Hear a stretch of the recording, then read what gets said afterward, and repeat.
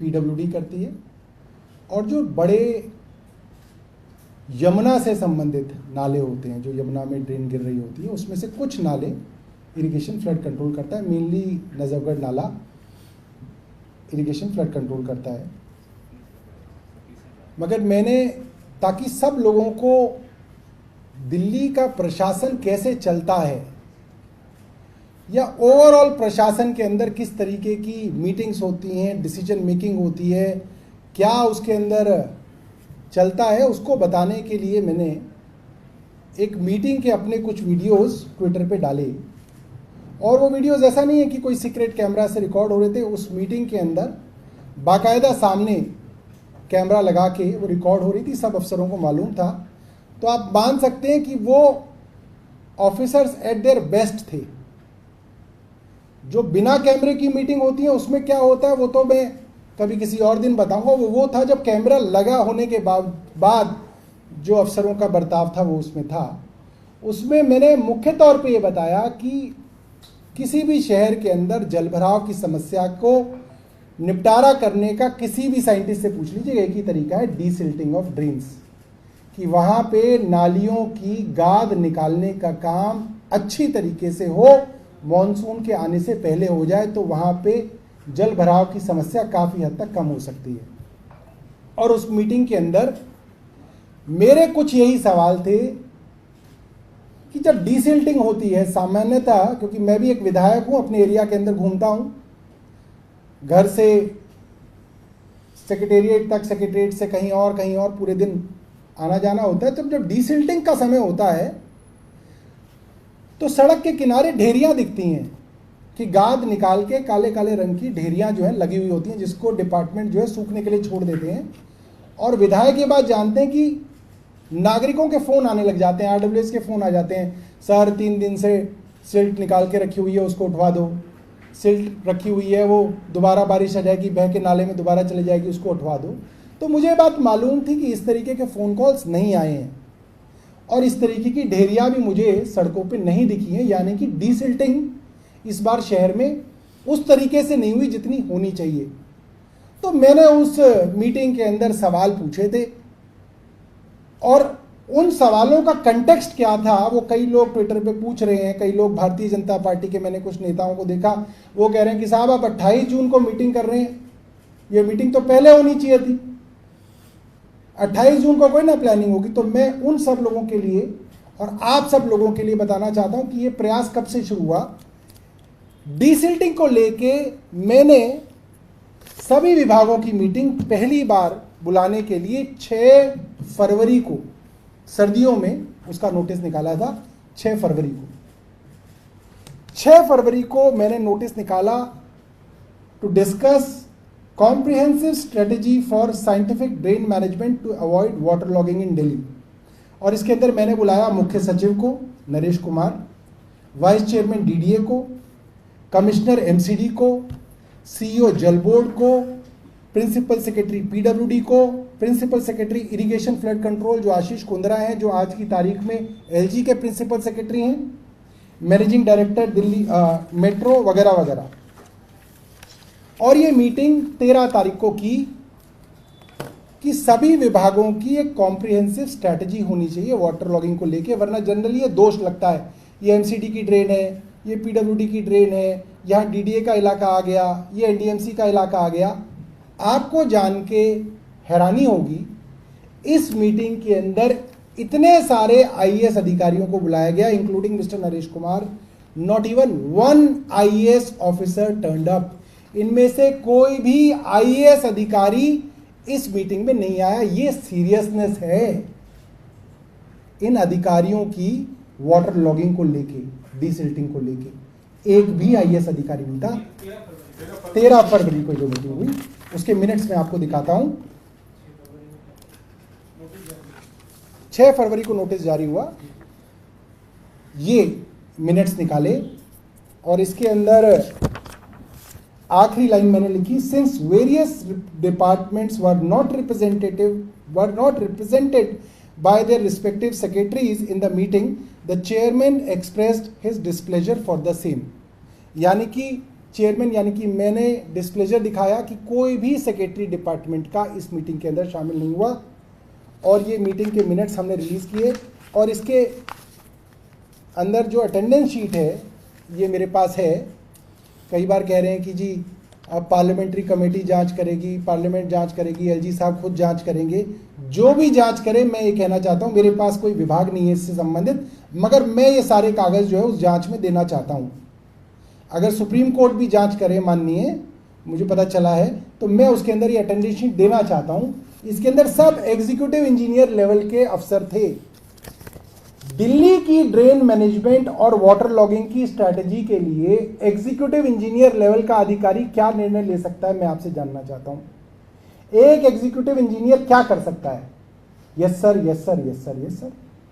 उसके पास ना कोई इनपुट है, ना उसके पास कोई डिसीजन मेकिंग की कैपेसिटी है, इसलिए वो मीटिंग अपने आप में बेकार है।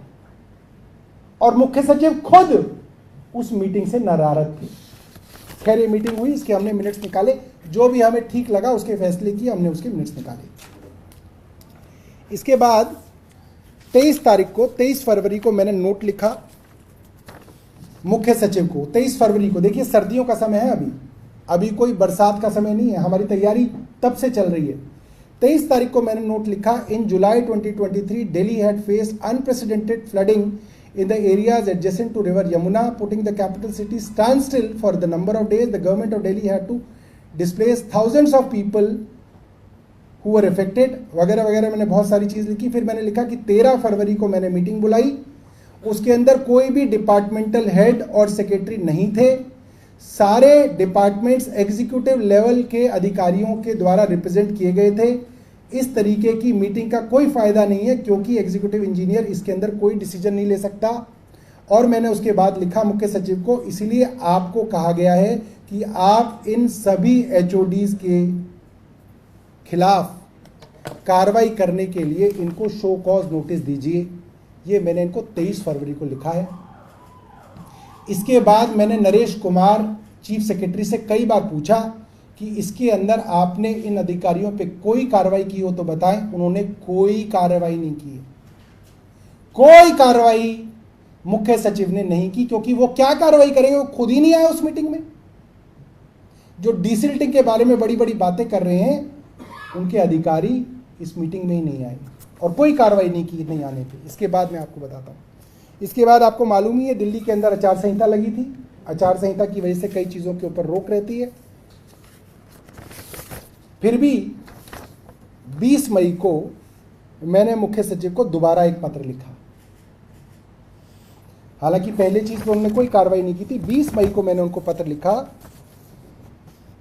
कि डीसिल्टिंग बहुत जरूरी है मॉनसून से पहले, इसलिए इन सब डिपार्टमेंट्स को डीसिल्टिंग के विषय में टाइमलाइन, टारगेटेड डेट्स देनी चाहिए और करंट स्टेटस बताना चाहिए। यानी कि 6 विभागों का नाम लिखा मैंने, irrigation flood control, PWD, MCD, NDMC, DDA, Delhi cantonment board. ये ज़्यादातर डिपार्टमेंट्स मेरे अधीन नहीं आते हैं, मगर just as a UD minister मैंने सोचा कि इसके अंदर कुछ किया जाए प्रोएक्टिवली। और मुख्य सचिव को लिखा कि ये सारे विभाग जो डीसिल्टिंग करेंगे इनकी टाइमलाइंस मुझे दो, टारगेटेड डेट्स दो, आज की तारीख में क्या स्टेटस है डीसिल्टिंग का वो मुझे दो। ये पत्र मैंने उनको 20 मई को लिखा। इसका कोई जवाब मुख्य सचिव द्वारा नहीं आया, ये ऑन रिकॉर्ड है। इसके बाद मैंने 15 दिन इंतजार किया। जब 15 दिन तक उनका कोई जवाब नहीं आया, देखिए बेशर्मी देखिए और हिम्मत देखिए कि मंत्री उनसे डिपार्टमेंट्स की डीसिल्टिंग का स्टेटस पूछ रहा है और वो जवाब नहीं दे रहे, और लिखित में पूछा जा रहा है तो भी जवाब नहीं आ रहा। 15 दिन बाद मैंने उनको दोबारा पत्र लिखा कि भाई मैंने आपसे 15 दिन पहले कहा था कि आप 7 दिन के अंदर इनका स्टेटस दीजिए, आपने इनका स्टेटस नहीं भिजवाया। मैं आपको दोबारा बता रहा हूँ कि आप इन सब डिपार्टमेंट्स द्वारा कहाँ कहाँ कितनी डिसिल्टिंग हो गई है और क्या टारगेट है, कब तक कंप्लीट करेंगे, इसकी जानकारी दीजिए। उनकी तरफ से जानकारी नहीं दी गई। मैंने लास्ट में लिखा, you being the head of bureaucracy of Delhi should be proactive in such important matters. It's been 15 days since I asked you the status report, but you neither have submitted the status report nor you have sent any response to my note. This is unexpected from a senior IAS officer. You are therefore directed to submit the desired information tomorrow, that is 6/6/2024 evening, so that all departments meetings could be convened in this regard and departments can be given further directions. मैंने उनको कहा कि आप जब तक जानकारी नहीं देंगे तब तक मीटिंग नहीं की जा सकती है। एक बार डिपार्टमेंट्स अपनी जानकारी दें स्टेटस की, फिर हम उसकी सब डिपार्टमेंट्स को बुला के उनकी एक मीटिंग करना चाहते हैं। लिहाजा उनको ये चिट्ठी 5 जून 2024 को दी गई। उसके बाद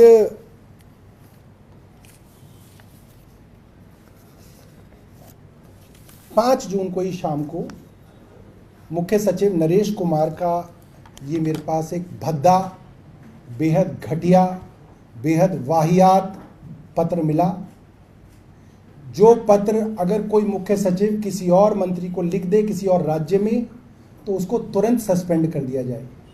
इतना घटिया ये पत्र है कि मैंने इस पत्र को होम मिनिस्ट्री में भेजा कि ये आपके द्वारा लगाए हुए मुख्य सचिव हैं जिनको अपनी बात रखने की तमीज़ नहीं है। ये क्या कह रहे हैं इसके अंदर मैं आपको पढ़ के बताता हूं। ये कह रहे हैं कि मेरे को जो पत्र मिला उस पत्र के विषय में मैंने एडिशनल चीफ सेक्रेटरी यूडी को कह दिया और उसके बाद मेरे को कोई जानकारी नहीं मिली। आप क्या ये कह के अपनी हाथ धो सकते हैं? आप मुख्य सचिव हैं, आपको यूडी मिनिस्टर बार बार चिट्ठी लिख रहे हैं और आपने जवाब क्यों नहीं दिया? आपको बताना चाहिए कि आप क्या कर रहे हैं, उसके ऊपर फॉलोअप होना चाहिए। सरकार ऐसे कोई ना चलती है। इसके बाद क्या लिखते हैं मुख्य सचिव, आप सुनिएगा। At the onset it is informed that the matter of water logging along with other issues in the NCT of Delhi is under active consideration of Honorable High Court of Delhi. After hearing the undersigned at length on several dates of hearings as well as after pursuing the presentation given before the Honorable High Court on 26 February 2024 and 15 March 2024 inter alia on the measures being taken by the concerned authorities to prevent waterlogging in NCT of Delhi, Honorable High Court wide order so and so had issued several directions. कहने का मतलब ये है, मुख्य सचिव मुझे अंग्रेजी में ये समझा रहे हैं कि क्योंकि ऑनरेबल हाई कोर्ट मॉनसून की तैयारियों को देख रहा है और हमने ऑनरेबल हाई कोर्ट की हियरिंग 2 बार अटेंड कर ली है और ऑनरेबल हाई कोर्ट को हमने प्रेजेंटेशन दे दी है, तो हम जो है वो गंगा नहा गए, हम किसी की जवाबदेही नहीं है हमारी। तो मैं ऑनरेबल हाई कोर्ट को कहूंगा इनके ऊपर तो कंटेम्प्ट प्रोसीडिंग होनी चाहिए। इन्होंने तो हाई कोर्ट तक को धोखा दिया। दिल्ली के अंदर मॉनसून की वाटर लॉगिंग का क्या हाल है इसके लिए मुझे बताने की जरूरत नहीं है। ये मुख्य सचिव हैं जिन्होंने एफिडेविट पे चुनी हुई सरकार से बातचीत किए बिना हाई कोर्ट को गुमराह किया। जाहिर सी बात है गुमराह किया। अगर गुमराह नहीं किया होता तो आज दिल्ली का ये हाल नहीं होता। हाई कोर्ट के जजेस को क्या पता है जमीन पे क्या काम हो रहा है नहीं हो रहा है? आप उनको प्रेजेंटेशन दे दीजिए, वो बेचारे मान लेंगे कि भाई आईएएस अफसर है, इतना बड़ा अधिकारी है, लिख के दे रहा है, सही दे रहा होगा। उन्हें कोई ना मालूम है, झूठी रिपोर्ट पेश की जाती है। ये मुझे लिख के दे रहे हैं कि हम ये हाई कोर्ट को बता रहे हैं, लिहाजा हम आपको नहीं बताएंगे। भाई वाह, ये कौन सा कानून है? फिर हम तो मीडिया को बोल देते हैं कि भाई आप तो या तो हाई कोर्ट से ही पूछ लो या मुख्य सचिव से पूछ लो, क्योंकि इनका मामला तो हाई कोर्ट में चल रहा है, तो ये तो कह रहे हैं हम किसी को बताएंगे ही नहीं। ये लिखित में है मुख्य सचिव द्वारा, नरेश कुमार द्वारा, जिसको 2 बार एक्सटेंशन दे चुकी है केंद्र सरकार, क्योंकि उनको इससे अच्छा अफसर नहीं मिल रहा दिल्ली के लिए। 2 बार एक्सटेंशन दे दी है। सीनियर मोस्ट अफसर बैठे हुए लाइन लगा के कि हम भी मुख्य सचिव बनेंगे, मगर केंद्र सरकार कह रही है नहीं, हमें नरेश कुमार ही चाहिए। क्यों चाहिए वो आपको इसलिए पता चल रहा है, इसलिए चाहिए नरेश कुमार क्योंकि वो दिल्ली को बर्बाद करने का पूरा काम कर रहे हैं। इसके बाद क्या लिखते हैं वो आगे सुनिए क्या लिखते हैं वो एक मंत्री को लिख रहे हैं, waking up at the last moments would not be sufficient to take appropriate actions to avoid water logging in the city as the issues were lying unattended for considerably long periods.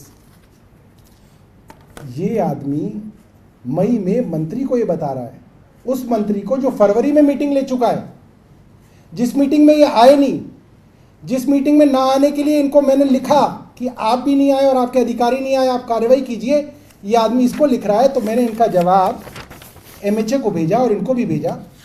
मैंने इनसे पूछा कि आप नाम नहीं लिख रहे, आप किसका जिक्र कर रहे हैं इसके बारे में, आप किसके विषय में बात कर रहे हैं यहाँ पे। 14/6 को ministry of home affairs Amit Shah साहब के कार्यालय को मैंने पत्र लिखा और मैंने बताया कि आपके चीफ सेक्रेटरी डीसिल्टिंग के विषय में बार बार पूछे जाने पर भी रिपोर्ट नहीं दे रहे हैं, कह रहे हैं कि मामला हाई कोर्ट के अधीन है, इसलिए हम मंत्रियों को सूचना नहीं देंगे। और यहां तक बहानेबाजी शुरू कर दी मुख्य सचिव ने कि वो ये कह रहे हैं कि क्योंकि मॉडल कोड ऑफ कंडक्ट चल रहा है इसलिए मंत्री उनसे कोई जानकारी नहीं मांग सकता। आप सोचिए, बेशर्मी देखिए, ये मुख्य सचिव ने लिखित में दिया है कि मॉडल कोड ऑफ कंडक्ट चल रहा है इसलिए अब उनसे जानकारी नहीं मांगी जा सकती। तो भाई फिर तो तुम्हारे मजे ही हो गए, मंत्री तुमसे पूछ नहीं सकता, हाई कोर्ट को पता नहीं है, किसी को तुम बताओगे नहीं, डीसिल्टिंग कागजों पे चल रही है, करोड़ों की ठेकेदारों को पेमेंट हो रही है, पूछोगे तो जवाब नहीं देना, तो फिर पैसे कमाओ और मजे करो। ये हो रहा है दिल्ली के अंदर। ये मुख्य सचिव के विषय में मैंने मुख्य सचिव से ही पूछा कि आप ये किसके विषय में बता रहे हैं कि लेट से जागने से कुछ नहीं होगा, क्योंकि मैं तो फरवरी से मीटिंग कर रहा हूं इस विषय में, और आप इसका स्पष्टीकरण दीजिए कि आप किसके विषय में बात कर रहे हैं। मैंने लिखा उनको in paragraph 5 in the said note from the chief secretary in the last sentence which I have underlined and marked as A, the chief secretary is directed to inform that who is he referring to in this sentence. जब मैंने ये पूछा मुख्य सचिव से तो उनकी हिम्मत नहीं हुई इसके जवाब देने के लिए, तब से उनका जवाब नहीं आया इसके बारे में। ये 14 जून को मैंने उनको पूछा कि आप किसके विषय में बात कर रहे हैं। सिर्फ बदतमीजी भरे पत्र लिखना, अपना काम ना करना, भ्रष्टाचार को बढ़ावा देना, भ्रष्ट अफसरों को पनाह देना और बार बार कहने पे भी जांच ना करना, सिर्फ ये हो रहा है। उसके बाद और भी सुनिए, अभी कहानी खत्म नहीं हुई।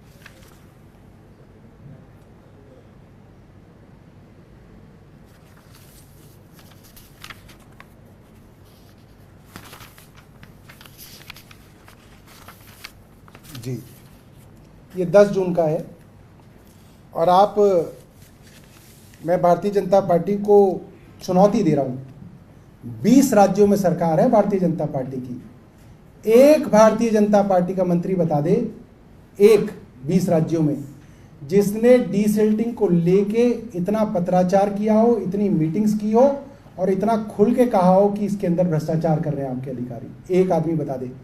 जितने भी भारतीय जनता पार्टी के प्रवक्ता घूम रहे हैं ना, उनसे पूछ लेना, एक मंत्री का नाम बता दे अपनी 20 सरकारों के अंदर।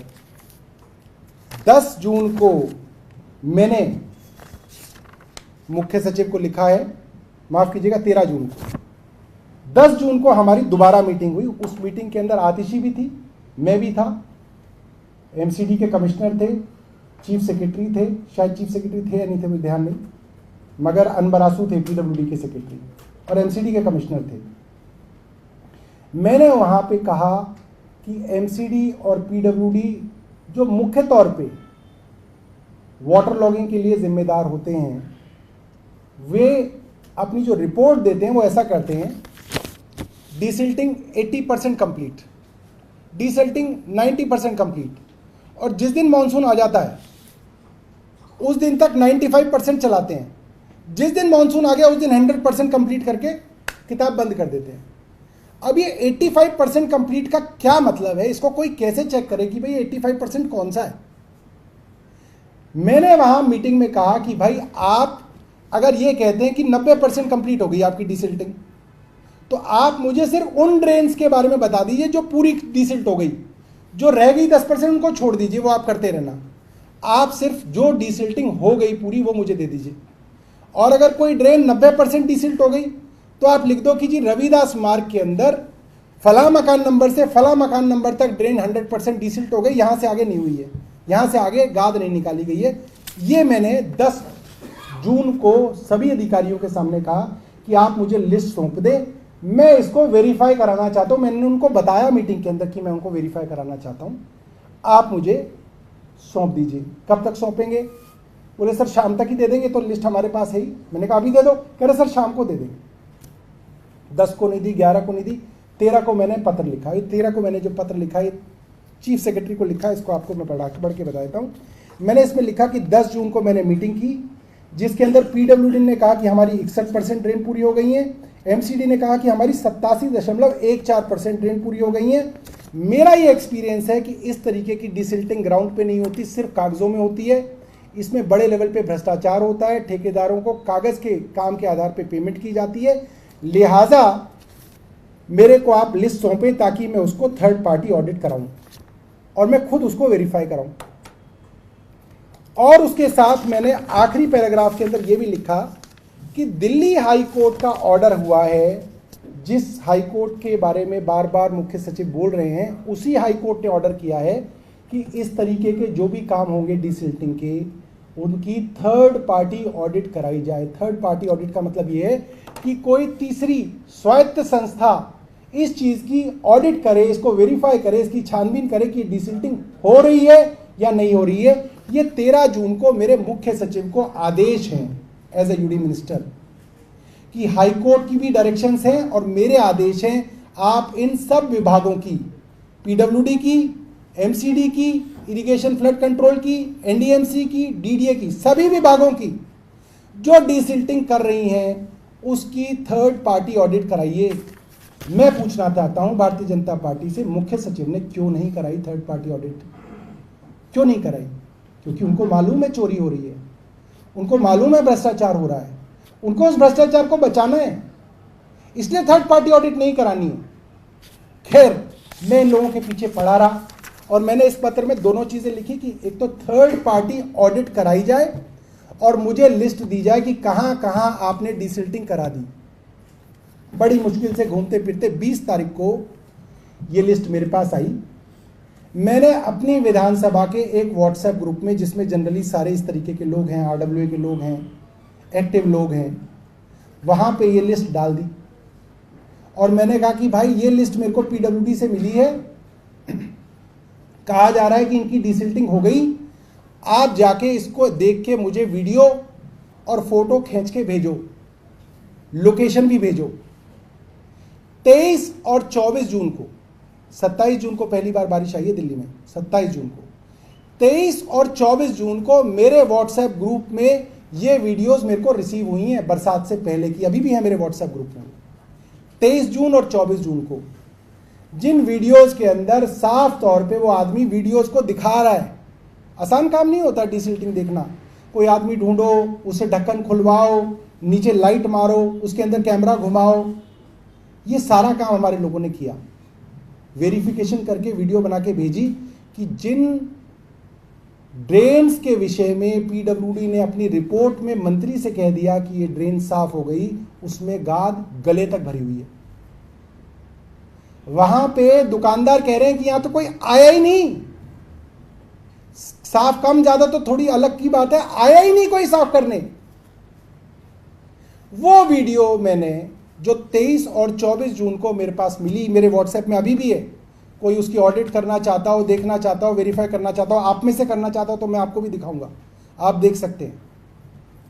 वहां पे जब 28 जून को सारे मंत्रियों की और अधिकारियों की मीटिंग हुई तो मैंने वहां वो वीडियो चला दी उनके सामने। मैंने कहा कि आप झूठ बोल रहे हैं। यहाँ पे अनबरासू जो पीडब्ल्यूडी सेक्रेटरी हैं, प्रिंसिपल सेक्रेटरी और सीईओ जल बोर्ड है, मैंने उनको बोला कि आपका विभाग झूठ बोल रहा है, ये वीडियोज हैं, गाद भरी हुई है, डिसिल्टिंग आपने की नहीं है, आप चलिए मेरे साथ। वो जाने के लिए तैयार नहीं है। क्यों नहीं है तैयार? क्योंकि उनको मालूम है जाएंगे तो पोल खुल जाएगी। और ये पहली बार नहीं है, 2023 में भी इसी तरीके से मैंने वेरिफिकेशन कराई अपने एरिया में, गाद भरी हुई थी। वीडियो शिकायत के साथ मैंने प्रिंसिपल सेक्रेटरी अनबरासू जी को भेजी, आज तक कोई कार्रवाई नहीं उसके ऊपर, आज तक। मुख्य सचिव को बोल रहे हैं वो कार्रवाई नहीं कर रहे, पीडब्ल्यूडी प्रिंसिपल सेक्रेटरी को कह रहे हैं वो कार्रवाई नहीं कर रहे, सबूत दे दिए वो कार्रवाई नहीं कर रहे, काम ठेकेदार कर रहे हैं, पेमेंट ठेकेदारों को हो रही है, करोड़ों की ठेकेदारी हो रही है। तो कौन जिम्मेदार है? मैं भारतीय जनता पार्टी से पूछना चाहता हूं, मैंने तो एमएचए तक को बता दिया, गृह मंत्रालय को भी लिख के बता दिया कि ये चल रहा है दिल्ली के अंदर, तो भी एमएचए ने कोई कार्रवाई नहीं की। तो भी एमएचए ने जो है इसी मुख्य सचिव को दोबारा से 3 महीने का एक्सटेंशन दे दिया। तो सब मिले हुए हैं, ये तो सब जो है इन बच्चों की हत्या के दोषी हैं, ये सब हत्यारे हैं और इनकी जांच होनी चाहिए। जो लोग दोषी पाए जाएं, मैं तो कहता हूं जो दोषी पाए जाएं, आप जांच तो कराइए, इसकी जांच तो कराइए कि डिसिल्टिंग क्यों नहीं हुई, इसका पैसा कहां जाता है, अधिकारी ने क्यों इसके ऊपर कार्रवाई नहीं की। ये आज की प्रेस वार्ता थी। ये जितने भी मैंने आपको कागज दिए हैं ये मैं आपको स्कैन करके जो है ये व्हाट्सएप के ग्रुप पे, आपके व्हाट्सएप पे भेज दूंगा।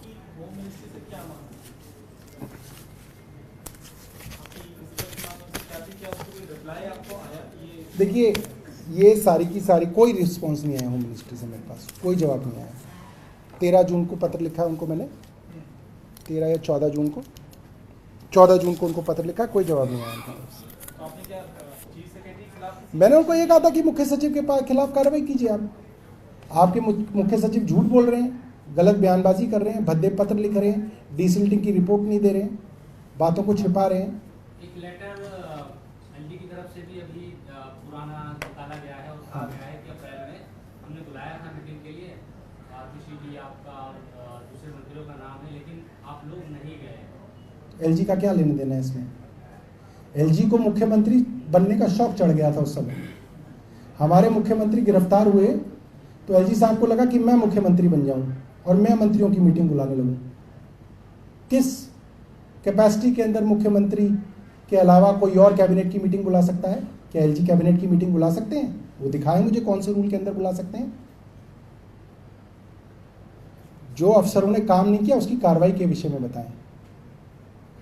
और मुख्यमंत्री बनने का शौक है तो चुनाव लड़े। सर इस घटना से पहले वहीं एक एस्पिरेंट थे किशोर, उन्होंने जो पोर्टल होता है ग्रीवांस पोर्टल, उसमें केंद्र सरकार, दिल्ली सरकार और एमसीडी तीनों को इसी कोचिंग सेंटर के बेसमेंट के बारे में शिकायत की थी और उस पर एक्शन नहीं लिया। देखिए मैं आपसे कोई गोलमोल बात नहीं कर रहा। जिस अधिकारी को उस शिकायत पे काम करना था, अगर उस अधिकारी ने उस पर काम नहीं किया, चाहे वो दिल्ली सरकार का हो, एमसीडी का हो, केंद्र सरकार का हो, आईटीओ के चौराहे पे फांसी पे लटका दो उसको, वो दोषी है, इनकी मौत का दोषी है, उसको लटका दो। I am with them. लटकाओ तो सही, करो तो सही, कुछ तो करो। उस मीटिंग में भी मैं अनबरासू से यही कह रहा हूं, यार तुम एक एक्सीएन के ऊपर कार्रवाई करो डिसिल्टिंग को लेके, अगले साल सब डिसिल्टिंग होगी। तुम कार्रवाई नहीं करना चाहते, तुम कुछ करना ही नहीं चाहते हो, कुछ तो करो। सर आपको लगता है कि यही सिचुएशन है? क्योंकि मेयर ने कहाँ? प्रेस कॉन्फ्रेंस की थी एमसीडी में जी, मेयर ने प्रेस कॉन्फ्रेंस की थी कि नाले साफ हो गए हैं, मॉनसून को लोग एंजॉय करेंगे, लेकिन ये तो यही आ रहा है कि देखिए क्या है, वो जो रिपोर्ट है वो हर साल ऐसे ही बनती है कि वो शुरू हो जाता मई से, 65% पूरे हो गए, 75% पूरा हो गया, 80 पूरा हो गया, 90 पूरा हो गया। वही आप लोग भी छाप जाते हैं, वही लोग कोई मंत्री को देते हैं तो मंत्री भी मान लेता है, जनरली मान ही लेते हैं मंत्री, कौन नहीं मानता। हमने सोचा कि इस बार इसकी वेरिफिकेशन करते हैं, थर्ड पार्टी ऑडिट करते हैं, तो इनकी पोल खुल गई। 2017 में भी हमने पिटीशन कमेटी की थी, पिटीशन कमेटी हमारी 100 नालों में गई थी 2017 में। दिल्ली विधानसभा की पिटीशन कमेटी 2017 में करीब 100 नालों में गई थी और वहां पे हमने पाया था कि वहां पे भी कमियां पाई गई थी। वहां की हमने रिपोर्ट दी थी, उस रिपोर्ट के खिलाफ जो अफसर हैं वो हाईकोर्ट चले गए थे। सर आपने बताया कि ये जो नालों की डिसिल्टिंग के ज्यादातर डिपार्टमेंट है वो डायरेक्टली आपके विभागों से उनका उतना लेना देना नहीं, यूडी केवल है। तो क्या पीडब्ल्यूडी मिनिस्टर जिनके पास जल बोर्ड भी है, उन्होंने भी इस मामले में कोई इनिशिएटिव लिया था? नहीं, वे भी मेरे साथ ही थी। देखिए जब मैं जल बोर्ड के विषय में भी बात कर रहा हूँ और पीडब्ल्यूडी के विषय में भी बात कर रहा हूँ, वो सहमत हैं, वो साथ बैठी हुई हैं। उनकी तरफ से ऐसा नहीं है कि हमारा ऐसा नहीं है कि उनका डिपार्टमेंट है तो हम छेड़छाड़ नहीं कर सकते, हम उनके डिपार्टमेंट में भी पूछताछ करते रहते हैं, ऐसा नहीं। 28 जून के बाद क्या डिसिल्टिंग को लेकर कोई रिपोर्ट सबमिट हुई थी सरकार के पास? 28 जून की मीटिंग के बाद जब आपने वीडियो दिखाया था, जो ये कल वीडियो आया था उसके, देखिए उसके बाद ना डिसिल्टिंग का कोई मतलब नहीं बच जाता, उसकी कोई डिसिल्टिंग की रिपोर्ट की कोई वैलिडिटी नहीं है। मैं आपको बताता हूँ, देखिए क्या है, एक बार बरसात हो गई तो कोई भी अधिकारी कुछ भी कह सकता है। वो कहता है कि मैंने तो बिल्कुल साफ कर दी थी, ये बह के आ गई। इसीलिए उसकी ऑडिट, अगर आज मुख्य सचिव कहे मैं आज ऑडिट कराता हूं, उसकी कोई वैल्यू ही नहीं है। वो ऑडिट 13 जून जब मैंने बोला, या उससे पहले जब मैंने बोला, वो 27 जून से पहले होनी थी वो ऑडिट, ताकि वो नाले देख सकते थे। अब तो आप जिस अफसर के पास जाओगे वो कहेगा मैंने साफ कर दी थी, ये बरसात में बह के आ गई गाद, नई गाद आ गई। ये समस्या है। जब से मॉनसून स्टार्ट हुआ है कई जगह से रिपोर्ट आ चुकी है, कंप्लेंट आ चुकी है वाटर लॉगिंग की। यूटी डिपार्टमेंट, पीडब्ल्यूडी, जल बोर्ड उन सबके लिए क्या कर रहा है? क्या कुछ बह के दोबारा आ गई से एक अलग बात है, कुछ स्टेप्स लिए जाए ताकि रिपीट नहीं, देखिए, ये तो जो 28 जून की मीटिंग हुई उसके अंदर कुछ फैसले हुए। ये फैसले हुए कि एक तो पीडब्ल्यूडी जो है उसका एक 24/7 एक कॉल सेंटर बनाएगा, कमांड सेंटर बनाएगा। एक नंबर हमने दिया कि कोई भी वाटर लॉगिंग की कंप्लेंट हो तो वहाँ पे दी जाए। और ये भी कहा गया कि 24/7 वहाँ पे 3 शिफ्ट में ये सारे के सारे विभागों का कोई ना कोई नोडल ऑफिसर बैठे, ताकि जिस विभाग से संबंधित वाटर लॉगिंग की कंप्लेंट आए तो वो वहाँ जाए।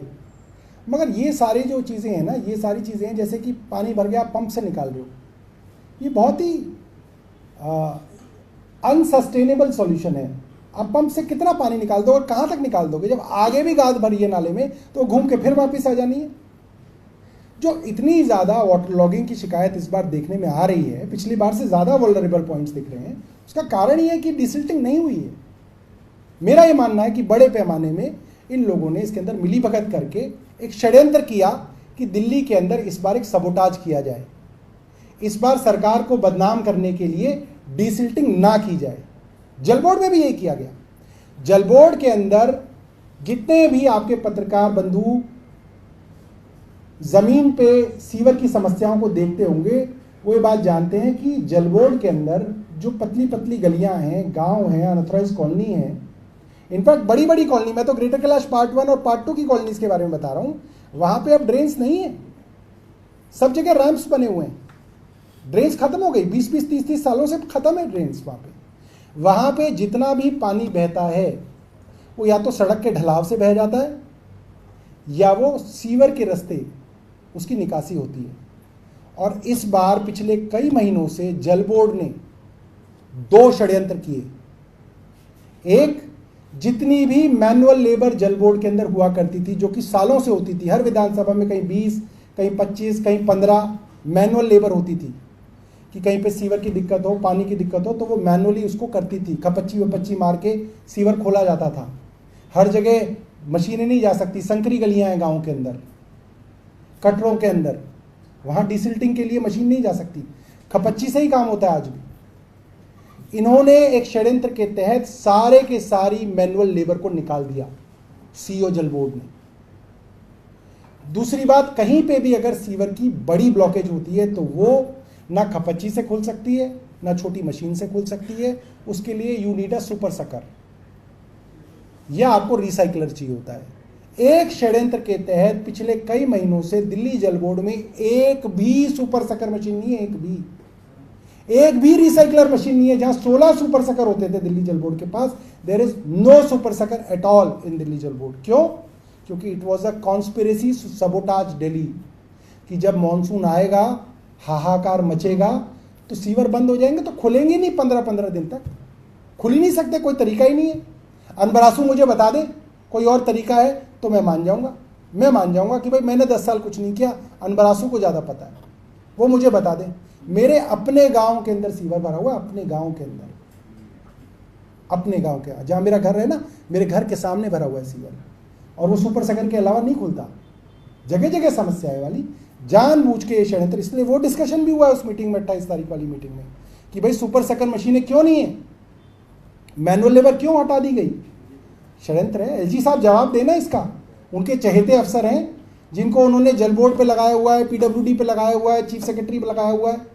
ऐसा क्या काम कर रहे हैं वो कि उनको इतने बड़े बड़े पदों पे जो है आसीन कर रखा है? ये काम कर रहे हैं वो, दिल्ली को बर्बाद करने का काम कर रहे हैं। सर, शनिवार को जब इंसिडेंट हुआ था उसी समय रात को आरसीबी ने एक पत्र लिखा था और इंक्वायरी ऑर्डर की थी, और 24 घंटे में रिपोर्ट मांगी थी चीफ सेक्रेटरी से, तो एक तो क्या कोई रिपोर्ट उनकी तरफ से आई है, और दूसरा ये कि आज एलजी भी वहाँ गए थे।